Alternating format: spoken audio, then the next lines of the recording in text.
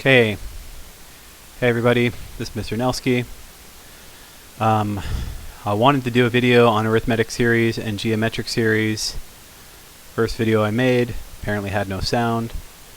I already have this beautiful document that I wrote. So this one will probably be a little bit shorter than that one, but I still want to explain everything. So just recall, a series is based off of a sequence. So a sequence, right, has a first term and a second term and a third term and a fourth term and so on. A series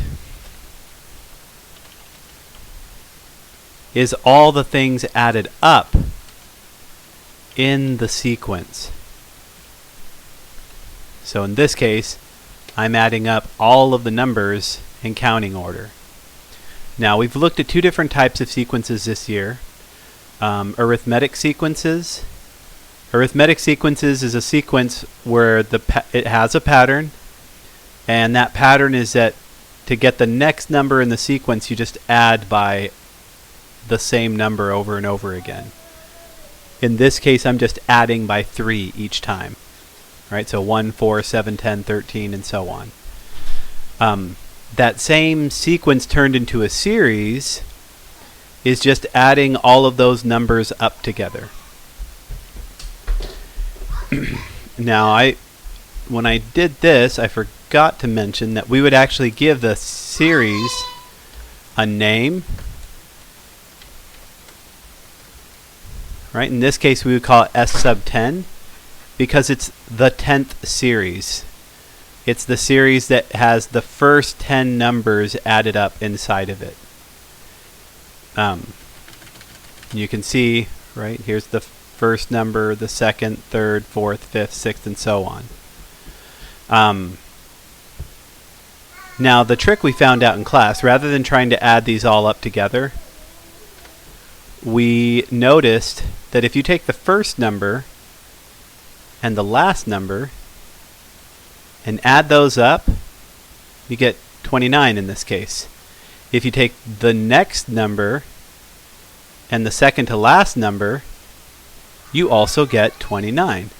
In fact, we can make pairs out of all of these.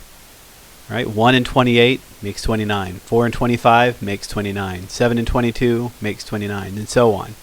There were 10 numbers in here, which means if I match up each number with a buddy, right? If I make a pair out of all the if I make pairs out of all the numbers, I'm going to end up with 5 pairs because there's 10 numbers. Each number will match up with another one. And each of those pairs adds up to exactly 29. So all we had to do to figure it out now is just 5 times 29. Boom, you're done. And more generally, though, I'm taking the very, very first term and the nth term, right? However far into the sequence I'm going, right? If I'm looking for S sub 80, then I'd find the 80th term, and that would be added to the very first term, and that would tell me how big my pairs are, right? I'm taking the very first term, and I'm adding it to the last term in my sequence. N divided by 2, right? If I know how many numbers, like like S sub 80, 80 divided by 2 is 40, so there would be 40 pairs. If I take that 40 and I multiply it to how big my pairs are, it will tell me what Sn is. It will tell me what the series is, right? It'll tell me, if this was S sub 80, it would tell me what the 80th series is. So I have a sample problem, and you are more than welcome to pause the video and work this out. In future videos, I'll hide all my work. Sorry. But the basic idea is we had a starting number. It was 14. We were adding 6 over and over and over again. And I wanted to know what S sub 70 is. Okay. Well, the first thing I needed to do is figure out what is the 70th term, because I need to add that. So here's 14, 20, 26, 32, I need to know what the 70th term is. What these numbers down here, notice how many times am I adding 6 to get to 14? I'm not adding it. How many times am I adding it to get to the second term, 20? I had to add it 1 time. How many times to get to the third term? I had to add it twice. How many times to get to the fourth term? I had to add it 3 times. So to get to the 70th term, I'm going to have to add 6 69 times. So essentially I'm going to start with my 14 and then I'm going to add 6 69 times. And that ends up being 428.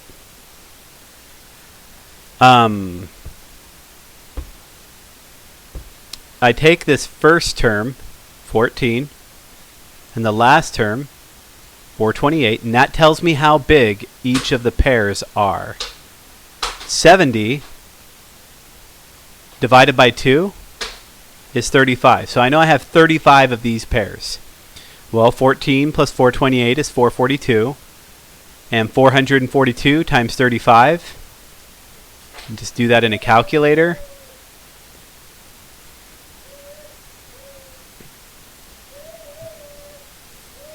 .442 times 35 is 15,470, and we're done. And so that was the basic idea for an arithmetic series. The key part is right here. You're taking the first term and the last term and you're adding them together to figure out how big each of your pairs are. You're taking the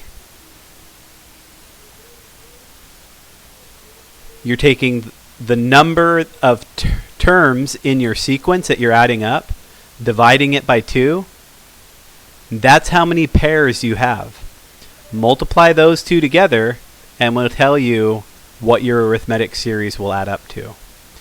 Now this is just an arithmetic series. We're going to take a look at geometric series as well. For geometric series, the same idea. We start off with a geometric sequence, right? 5, 15, 45, 135, 405, 12, 15, and so on. And we're just adding them up, just like we were doing before, right? In fact, here I'm even writing down the S6. Let's copy that. Put it right here.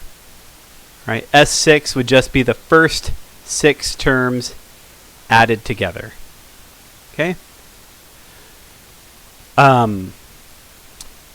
We can also figure out what number, since this is geometric, we know we're multiplying by the same number over and over again. 5 to 15, I multiplied by 3. 15 to 45, I multiply by 3. 45 to 135, I multiply by 3.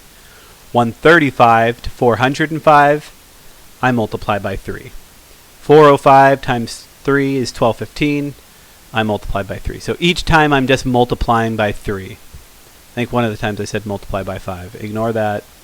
Multiplying by 3 every single time. Notice the very first term though, 5, you never had to multiply by 3. So to get from 5 to 15, you would need to multiply by 1 3. To get from 5 to 45, you would need to multiply by 2 3s. To get from 5 to the very last term that we're looking at, the 6th term, you would need to multiply by 5 3s, or in other words, 3 to the 5th, to get to this point. So I could actually rewrite this as 5 times 3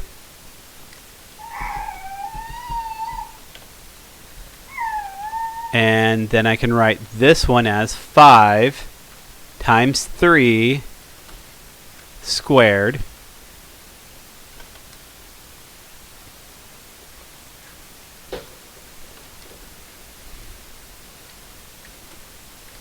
5 times 3 cubed.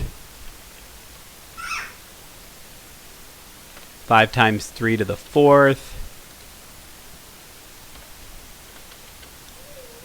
And 5 times 3 to the 5th, right? This is actually the exact same thing. This S6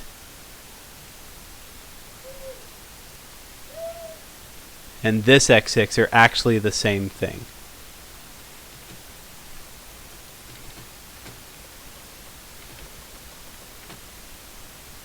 Okay. So, rather than adding all of these numbers together, it'd be nice if we could figure out a shortcut. Here with just 6 numbers, not that big of a deal, but if this thing had like 30 or 40 numbers, if you'll remember from class, we actually determined that your mortgage payment is done using this technique. Your mortgage payment is probably a 30-year payment, which means 360 months. So you'd be wanting to figure out S sub 360. So you'd be adding up 360 numbers. So if we can figure out a shortcut, that would be nice. Well, remember this number that I'm multiplying by every time, right? This 3. What if I just multiply my entire thing by 3? Right? So 3 times Sx. Well, let's bring this down so we can see it a little bit easier.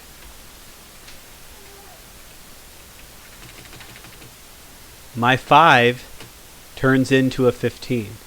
My 15 turns into a 45. My 45 turns into a 135. My 135 turns into a 405. My 405 turns into a 1215, and my 1215 turns into a 3645. Now what I did next is I actually subtracted these to see what I would have left over. So let's actually change this to this. So it looks a little bit prettier. Okay, so we have 3sx, and then we have sx below that. Now, notice this lines up perfectly. The only thing that doesn't have a match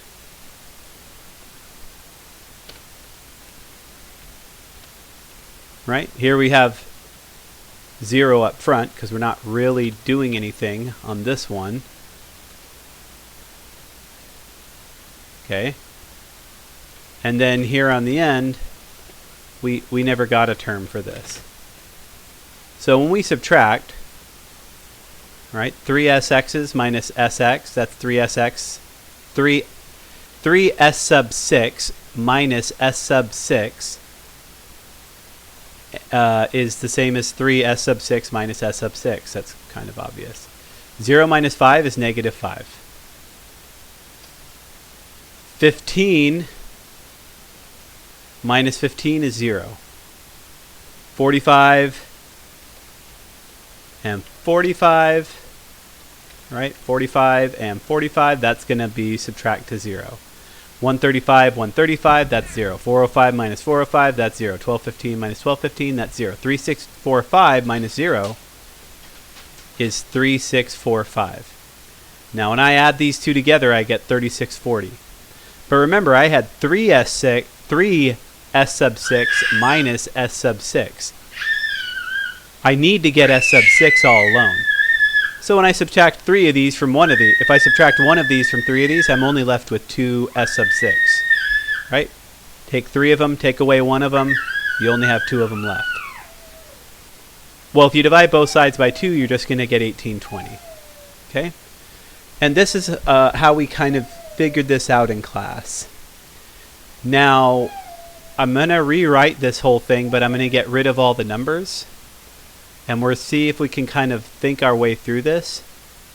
We have s sub n equals a sub 1 plus a sub 2 plus a sub 3, right? Remember, a series is just all of the terms in the sequence added together. But just like we did up here, right, I can write s sub 6 as the first term plus the first term times my ratio plus the first term times my ratio squared, and so on. That's what I'm doing here. S sub n is equal to my first term plus my the ratio times my first term plus the ratio squared times my first term, and so on. Now the reason I'm doing n minus 1 and not n is just like up here. Remember, when we got to the sixth term, we only needed 5 3's to get there. Okay, so when I get to the nth term, I actually only need n minus 1 3's, or in this case r's, to get there. If I multiply s sub n by r, I will get the exact same sequence. And this is our example looked exactly like this. Oh, you know what? Let's put a 0 in here so we can see it easier.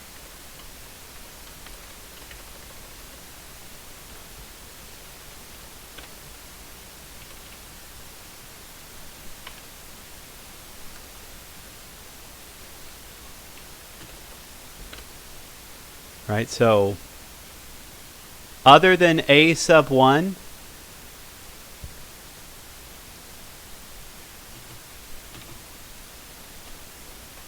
and r to the n times a sub 1, everything else is going to cancel out, just like it did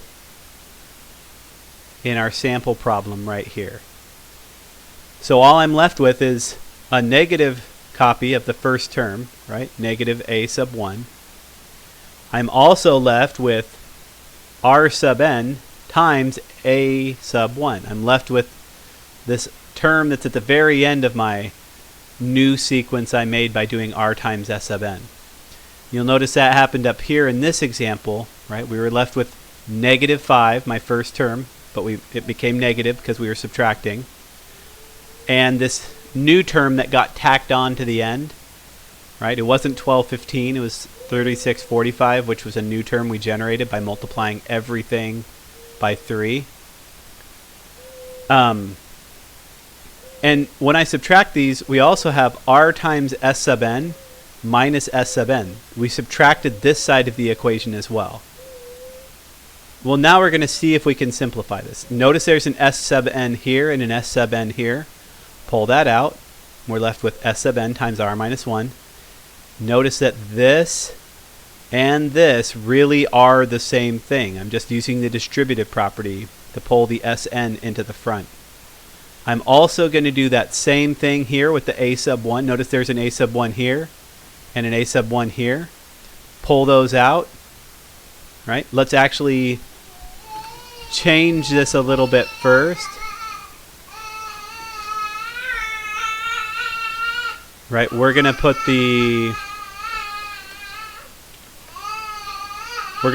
this in front, and we're going to put the minus a sub 1 in the back. Notice this one has an a sub 1. This term right here has an a sub 1 in it. This term has an a sub 1 in it. If I pull that a sub 1 out, I have r to the n, right? R to the n.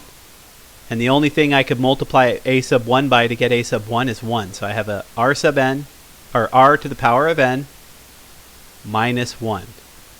I'm going to go ahead and divide both sides by r minus 1.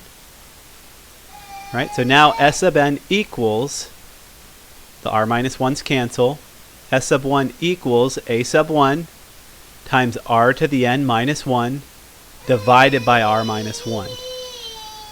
Now remembering where we got these from, this r to the n minus 1, that came from the fact that we were doing r to the n times a sub 1 minus a sub 1, which we got when we subtracted these two things from each other, right? We had this term, which didn't have anything to subtract. Nothing was equal to it, so we couldn't cancel it out.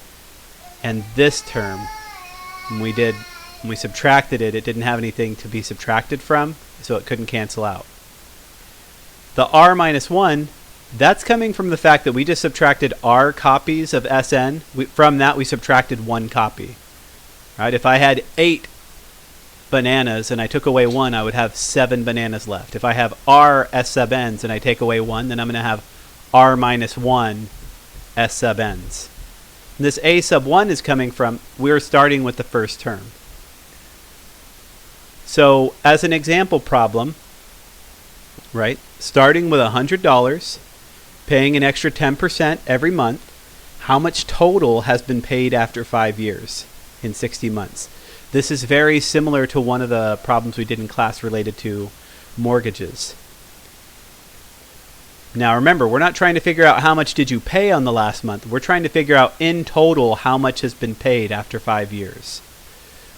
Well, we know our starting amount. It's $100.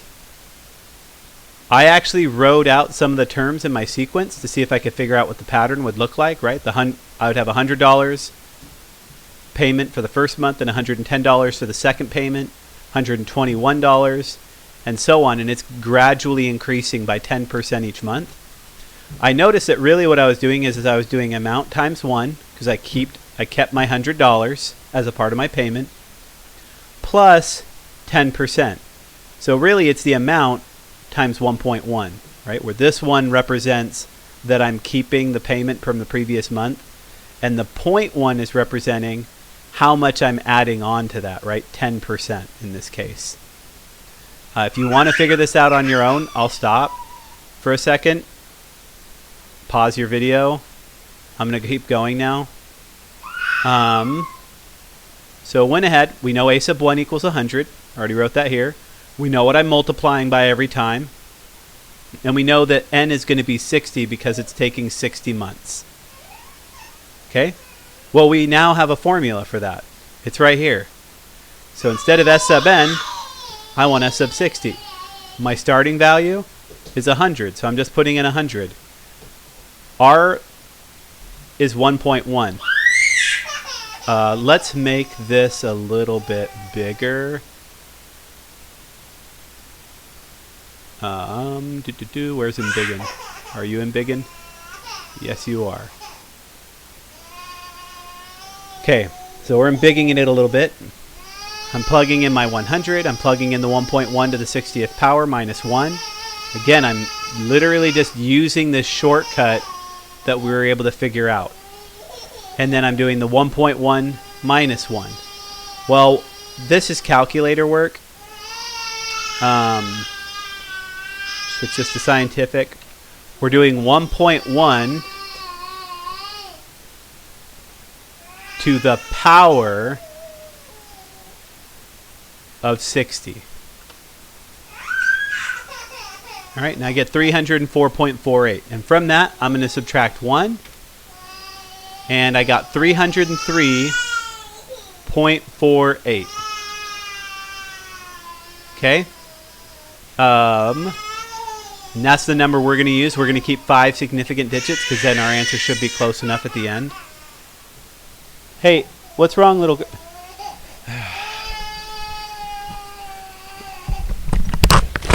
Why do you keep crawling under the piano bench? You're just going to keep bonking your head down there, honey. Yeah, give me a minute and I'll come hang out with you, okay? You got to give me a minute, okay? Okay, so we'll just use that 303.48 as our number for right now. Not subtracting 1 from it again. 303.48. I don't know why it's subtracting 1 over and over again. 303.48. There we go. Okay, so we're going to use this 303.48, which we're copying from right here.